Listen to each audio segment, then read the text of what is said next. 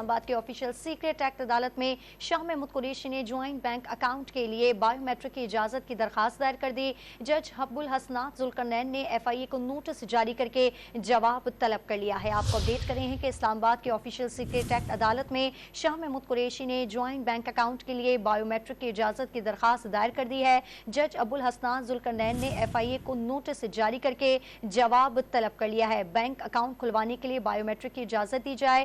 وکیل شاہ محمود قریشی کا کہنا ہے سائفر کیس میں گرفتار شاہ محمود قریشی کے جوائنٹ بینک اکاؤنٹ کھلوانے کی اجازت کی درخواست دی گئی ہے۔ آپ کو بتاتے چلیں کہ اسلام آباد کی آفیشیل سیکریٹ ایکٹ عدالت میں شاہ محمود قریشی نے جوائنٹ بینک اکاؤنٹ کے لیے بایو میٹرک کی اجازت کی درخواست دائر کر دی۔ جج ابو الحسنات ذوالقرنین نے ایف آئی اے کو نوٹس جاری کر کے جواب طلب کر لیا۔ آپ کو اپڈیٹ کریں کہ اسلام آباد کی آفیشیل سیکریٹ ایکٹ عدالت میں شاہ محمود قریشی نے جوائنٹ بینک اکاؤنٹ کے لیے بایو میٹرک کی اجازت کی درخواست دائر کر دی۔ جج ابو الحسنات ذوالقرنین نے ایف آئی اے کو نوٹس جاری کر کے جواب طلب کر لیا۔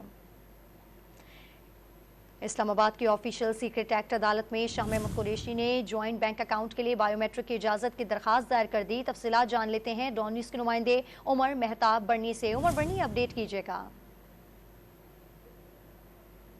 جی عمر۔ نے سائفر کیس میں گرفتار سابق وزیر خارجہ شاہ محمود قریشی کی جوائنٹ بینک اکاؤنٹ کھلوانے کے بایو میٹرک کی اجازت دینے کی درخواست پر سماعت کی۔ وکیل علی بخاری عدالت میں پیش ہوئے اور موقف اپنایا کہ شاہ محمود قریشی کا ایک ہی بینک اکاؤنٹ ہے۔ شاہ محمود قریشی جیل میں ہیں، روزمرہ معاملات سے چلانے کے لیے جوائنٹ اکاؤنٹ کھلوانا ناگزیر ہے۔ شاہ محمود قریشی کا ایک ہی بیٹا ہے جو واحد کفیل ہے۔